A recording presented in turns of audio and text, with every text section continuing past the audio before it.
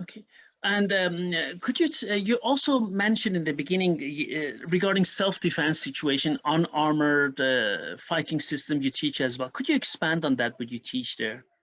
Sure. Yeah. So our focus is as a martial arts school. I have taught self-defense workshops, and when this is just, I just want to sort of put this into context. The context for I'm really teaching within the tradition mostly in our main programs, and so the self-defense situations we're talking about are kind of medieval self-defense situations. And those have some applicability to modern situations, but we're not typically working with in those classes, I'm not typically working with short tactical knives, improvised weapons, that kind of thing. Anybody, I think, if you study martial arts and take some practical time to study modern self-defense, you can bring these ideas together. If you don't, it's a dangerous thing to go with a particular martial tradition that wasn't for the modern self-defense context and try to apply it immediately without a little bit of training. And so that's the self-defense. The tradition of this art has a self-defense component, and that self-defense is from this medieval and Renaissance context. Big knives, often much more padded clothing. There is, unarmed, we do striking and defense against strikes and wrestling. But the context of all that's a little different than often a lot of modern self-defense is.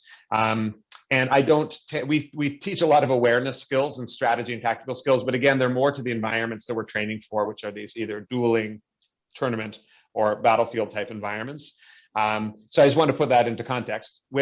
These arts, I think, can be very applicable, and I have applied them to modern self-defense. But the important thing is that when I do that, I bring in a lot of modern knowledge and other martial arts knowledge to do with how do you deal with small folding knives? How do you deal with extremely sharp weapons? How do you deal within the Italian tradition? There are, to me, some of the most applicable things come more from like the 1700s and 1800s. With Italian knife fighting, which are these long knives. But a lot of the techniques there are more akin to, okay, what do I do if I have somebody who comes towards me who's just means death and they're just doing this?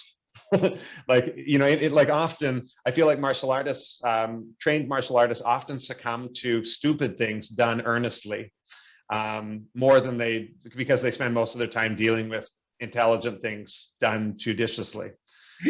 So that's an important thing when we get into that. So we do some modern self-defense generally through workshops, sometimes when we're working on more modern Italian knife. And then we have a lot of the tradition itself is a tradition that is meant to be used in armor, out of armor, to be used, there are techniques that we teach, which are, I'm carrying my sword, but it's in a scabbard and it's not held in a ready position and somebody attacks me with a knife. And so how do we use the scabbard as a tool to defend us? How do we free the weapon up by tying up the knife? How do we deal with a sword if all we have is a knife? How do we deal with a weapon situation when we're unarmed? Those are all part of the tradition, and we still teach them. I mean, a question which now I'm going to ask has nothing to do with historical martial arts, but it's because of my curiosity.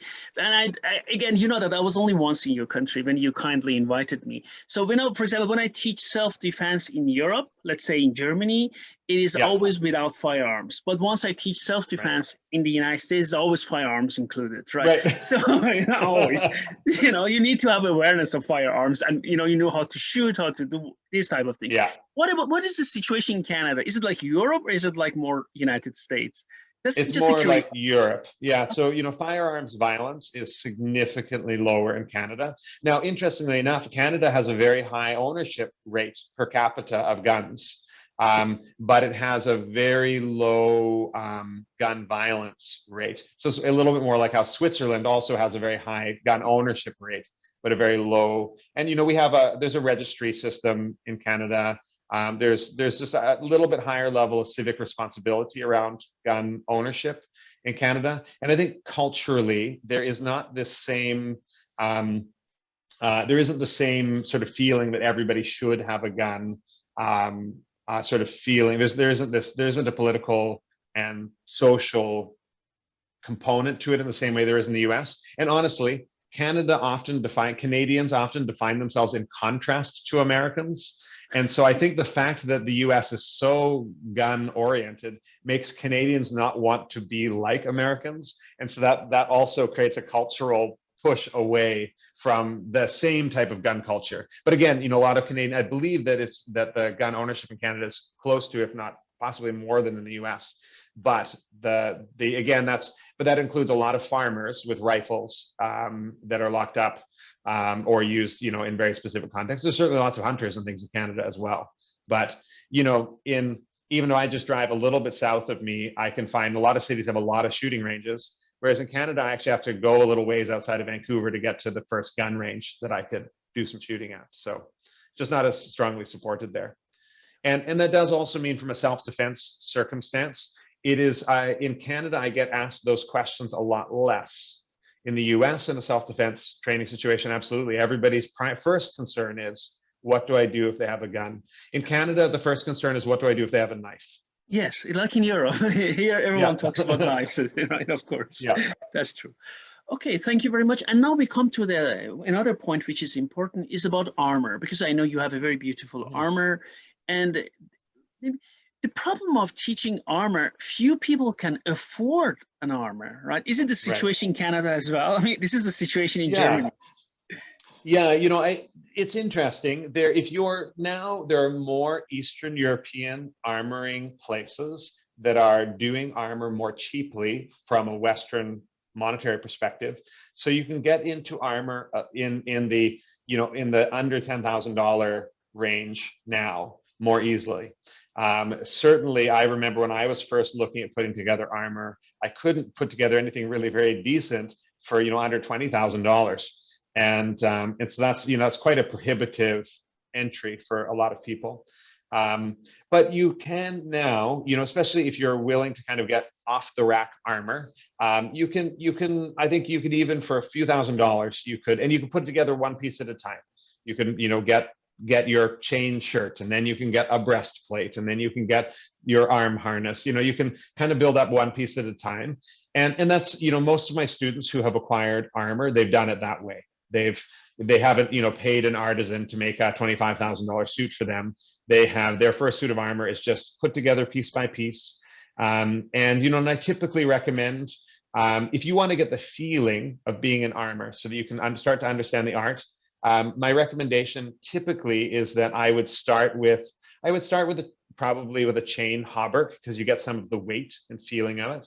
And then I would get a helmet of some kind so that you can get a sense of the visibility and how it influences your breathing. Because, you're in your own environment inside of an enclosed helmet, as you know. And that requires it's just also the feeling of that. I think a lot of people in a fencing mask, you kind of get used to it almost like it's not there. And a helmet is always present for you. Always. And so I think that's really important. And then the other is gauntlets. So, having gauntlets is just a different feeling even than modern protective gear is. Your hands are much heavier. So how you're working with the weapon and how your manual dexterity is impacted are much greater. So if you get those three things going, you actually get a tremendous amount of the experience of what it is to be offending in armor. Then as you start building up more, the breastplate would be the next thing I would get, and then arm harness, and then I would go to the legs. As you start to get more body protection, you do start to get more of the feeling of being a walking tank. It's a different tactical and strategic approach when you know that the person cannot cut you easily, nor thrust into you easily, that collapsing the distance is to your benefit. That changes how you're thinking about fighting. And one thing, that I love about fighting in armor, and I remember some of my earliest armored fighting experiences, when you're doing any martial art, especially particularly weapons martial art, when you're doing a weapons martial art, there's a lot of simulating going on. You're not actually hacking any limbs off of your opponent. You're not running them through. And so there's a certain amount of pretending that you're having to do in that situation, particularly to manage the safety of your training partners. And whereas the very interesting thing about fighting in armor is that because armor really is protective against most sharp weapons, you can actually fight more authentically in that environment because your opponent, your partner, is protected by their armor. And so there's no pretending going on. I remember really, like, I remember just being able to, hit my partner and, move in. Like, the thing that actually finished the fight was throwing them to the ground, which is really what I would be seeking to do historically. So if I were to think of the techniques that I'm using from within the tradition fully, I feel like in armored fighting, I'm using like 98% of the techniques. Whereas in unarmored fighting, I have to, there's a certain collection of techniques and ways that those techniques work that I'm omitting because of safety and the manufacture of the weapons. Yes, that's right. Absolutely. How many suits of armor do you have, if I may ask? I really only have one full suit, but I have like 7 helmets and 2 breastplates and a bunch of different, like I have like all of these different pieces, and I've as I've gotten extra things, I've tended to pass them on to my students. Okay. And it's an Italian suit of armor, I assume, right? That's right. Yeah. Okay. Yeah, it's very much sort of a mid to early 1500s suit of armor. So it is or actually really more like late 1400s. It's not like a Gothic suit. It's still, I actually prefer, at some point I would love some full fancy late 1500s Gothic suit. I'm sure it'd be interesting. But I really like this period of plate where there are still some gaps for the chainmail. I think it's more interesting to fight in it, where there's actually still some places to find purchase. And it's not quite as, it is just not quite, everything's not locked together in quite the same way that it gets to be with some of this later period armor. That's right. That's absolutely correct. Before, because many people who watch our channel come from like unarmored martial arts, like Kyokushin, like Muay Thai, like BJJ wrestling, and they all, especially as far as traditional martial arts like Kyokushin or Judo, BJJ is concerned, they are always interested in ranking. Could you please explain? Someone comes to your school and how does the ranking work? Because I'm sure people who are not from this environment don't know, and they always ask, how does the ranking work? Could you please explain? Right. Yeah, so there are 5 levels, and really 6 if we consider no level to be a level. So, when you come into the school, you have no level, and you go through an introductory program, and then you can become part of the first level, which we call apprentice. And we represent in our school, like there are belts and things like that. We use armor, and there's a piece of it, that's a cord that is representative of the level. So at the first level, it's green.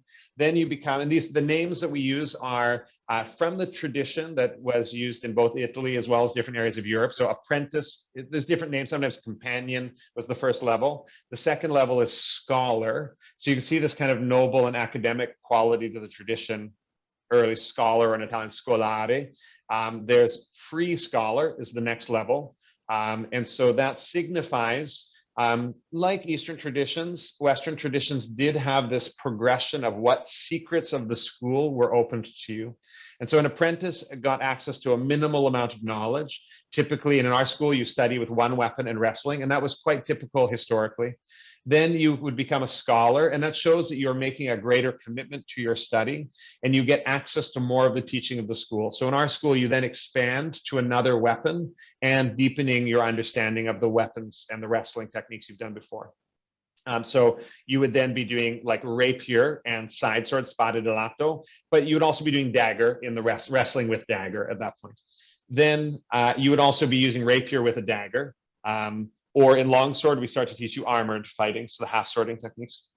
Then free scholar signifies that the study of the school is fully open to you. That's the free part.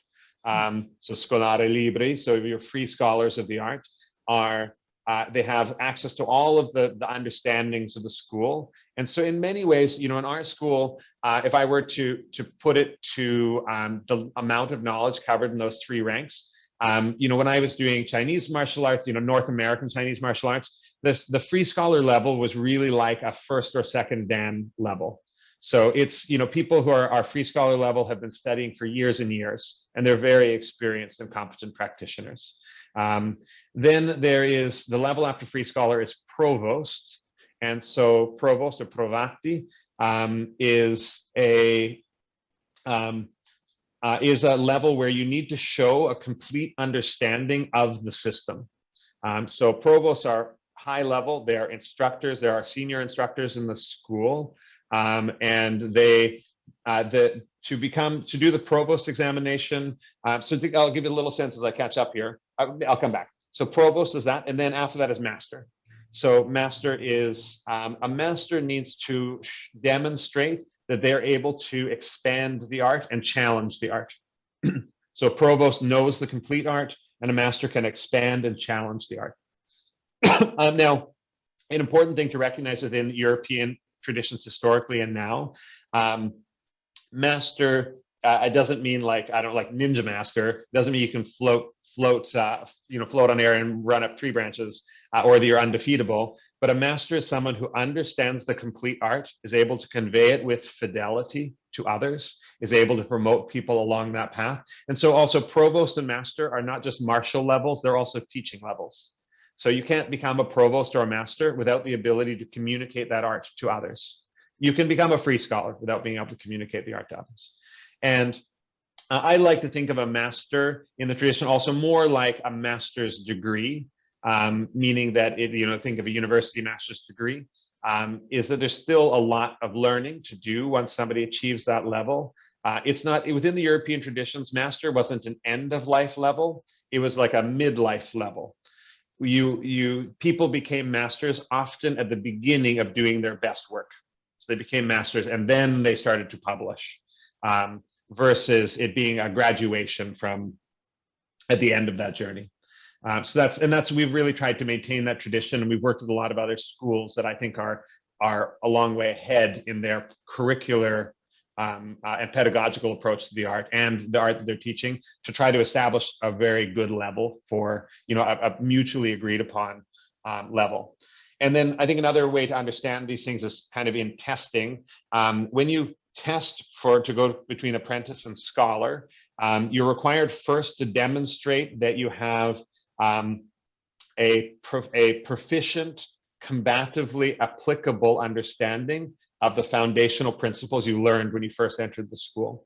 And you need to show that you have an understanding of the next level of techniques. And so then when you go to scholar level, you then will need to show that you have a combatively proficient understanding of all the techniques you learned at the apprentice level and an understanding of the next level of techniques. So there's always some new area that you have, like I can do these things in drills, and there's an old area that I can do these things dynamically in a high pressure situation. And that's always how we advance. And so when you go for the scholar level as well, there's a demonstration exam and there's a combative exam. So we actually, traditionally, these are called prize playing. So you can think of prize fights like boxing. That's where that comes from. And so that is with an audience, fighting people in earnest with protective gear, and within the confines of what you're examining for. So when you're going for the scholar level, it's just the weapons that you have trained for in one certain set of parameters. And of course, what you're required to demonstrate expands as you expand in the art. Do you also, okay, understand. Do you have requirements for your students to take part in modern competitions of HEMA or what these type of things? We don't. There is I would say that I have students who compete, but I also have students who don't. There is sparring and applying the art is essential to what we teach. I have thought at times, I certainly had some wonderful students that just did not want to apply in any sort of applied way. And I thought about what we would do to create a path for them. I think that there's so much value to get in martial arts in many different contexts. Yes, I think that, but one school can only do so many things is the other part of it. And so partly there's no requirement that you advance, but in order to get to the scholar level, you're going to have to apply yourself combatively with a certain set of skills. At the scholar level, you don't have to be good. You don't have to win all your fights. You just need to, while under pressure, continue to practice the forms you're learning. To go to the free scholar level, we require that you actually not only maintain your composure and your technical fidelity, but you also have to have a certain level of success against the people that you're fighting. To get your master's level, we require that you define a martial trial for yourself. So there's actually kind of 3 trials. You have to have a scholar, an academic or scholarship trial that is to expand the art in some way. So you think that's kind of like doing your thesis. You need to expand the school in some way, and you need to demonstrate yourself martially. But that's up to the provost to define those trials, kind of like working with their academic advisor to define what their project will be. And so for some people, they work on that as tournaments. I want to, I'm going to demonstrate my skill in this art in the tournament environment. But for somebody else, it could be like a martial challenge. Like I remember quite a few years ago, you did a martial challenge. That's very common in our school for somebody to do a martial challenge, even at different levels, which could be, okay, anybody who wants to come and participate with me in this martial challenge, these are the parameters of that challenge and how I'll be testing myself in the art. And then those people are coming as challengers, which is really the way prize fighting works. It's also very true to the Italian tradition. So in schools, it was very common historically, and it's becoming that again now, that there would be people from different schools come, and there's a challenge that has set parameters.